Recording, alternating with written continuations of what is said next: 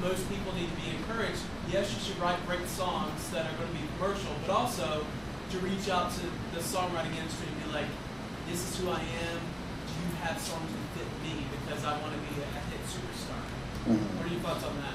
Well, I do think you ought to keep your mind open as an artist to cut other songs if you can get the songs. That's the catch-22 as an unknown artist. I know that it's hard to get the A songs, so it's a matter of the best way to possibly do that is to be out at writers' nights and hear some of these writers and hear the songs and ask the writer, can I record your song, you know, or just go and record it and not tell them and then worry about the consequences later. But you know, and another thing too, like you know, and this is maybe a totally different subject, but when people are doing, you know, the YouTube thing where they are recording cover songs and getting the following and then releasing their own original material. And not sell.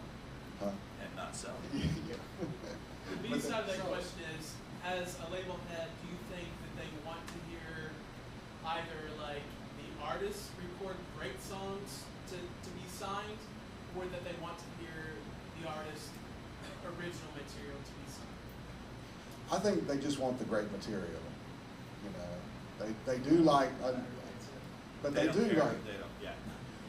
I'll cover that. Some do, some don't. Some companies, you know, possibly like, you know, Capitol Universal would like to sign you to a publishing deal and do a thing. I know, you know, there are other labels that don't care. They just want to sell records, you know. So whatever you can make the best possible thing, and a lot of times as young writers, that's usually your voice is what makes you unique, and what you're saying from your heart and what you're writing, you know. And then there comes a point where as you do this long enough, you're going to discover whether you are a great writer or not. You know, so that's where you got to, as an artist, you've got to figure out, am I right? Do I have the great enough material to do what I'm doing, and to get people to go like, oh yeah, man, you know, you're happening. So I do agree. If you can find the A songs and get people to play you the good songs, you can record from publishing companies by all means. It can be a tough road though, as no more. And there's also a lot of catalog that's out there right now from a Jeffrey Steele or a Craig Wiseman, because a lot of the labels are having the artist write it. Because for those of you that don't understand radio or the record business real quick, the first person that makes money is the publisher. That's it. Song goes up the chart. You only have one song. You're putting all your money and all your effort and all your energy into this artist before you release a record. It's the old model. You were only able to make money if they sold records. That's why labels started wanting 360 deals, because they were saying, wait a minute, why, if we're going to spend the money to work it to radio and the only people getting paid are the publishers when it's played on radio, why shouldn't we own some of this publishing? So as long as, if you're going to want to ultimately end up shopping yourself for a deal, hold on to your publishing as long as you can, because that's a great tool to be able to walk into. I was able to help a guy get a publishing deal at a label because the song that was going to be the next single on a particular artist they really liked. And I said, well, you know, the writer doesn't have a publishing deal, and you could own most of it if you signed him to a publishing deal. And they ended up signing him to a publishing deal just because they knew what they were offering him in a draw. They were going to make 10 times that back just by owning the publishing of that song. So there's a lot of those catalogs that are out there. If you hear, once a song has been released on a record, you can now cut it. You don't have to get permission anymore. So if the Trisha Yearwood, I remember for a while, everybody would go to a Trisha Yearwood record and say, okay, what didn't get work to radio? They would put those on as a demo to try to go get shopped a deal. Well, you already knew the label liked those songs because, hell, they put them on the record. So if you think you can do a much better job or a unique take on that artist and show your style and maybe have it produced a little bit, I think a label would be really surprised.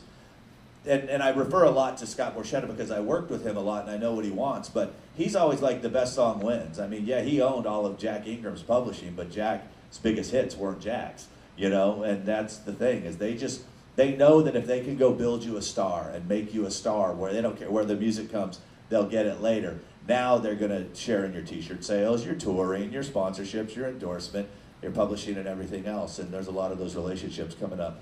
You had a question? Yeah. Kind of started though somewhere else, but kind of on the YouTube thing, you know, say you're an artist and you put together your own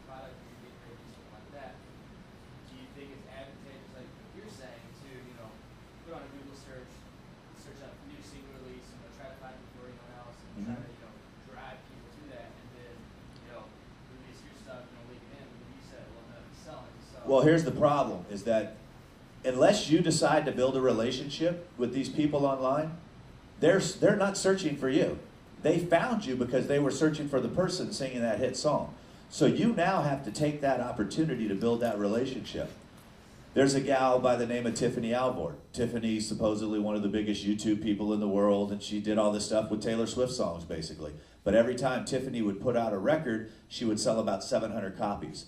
Now, she had 800,000 subscribers on YouTube, but she would only sell 700 copies. So she, in my opinion, has 700 fans. Because the biggest problem that the YouTubers are making, and I know there's one in here now who I subscribe to, and I like a lot, April. This is for you. You can run from this. If YouTube, Facebook, and Twitter leave tomorrow, you have no way of communicating with the person that you've been entertaining for the last year. I go to every single one of these. Megan and Liz, dear friends of mine, love their manager to death. I have been fighting with them for a year to give away some music, to obtain an email address so that they can start now building a relationship with these people. I wrote a blog not too long ago. Likes and followers do not equal fans. They just don't. So when you get that opportunity, what we have, what I do, and I have a video on this that we teach, is with the artists that we have given away the music, like right now, Jordan Pruitt, raise your hand. Okay.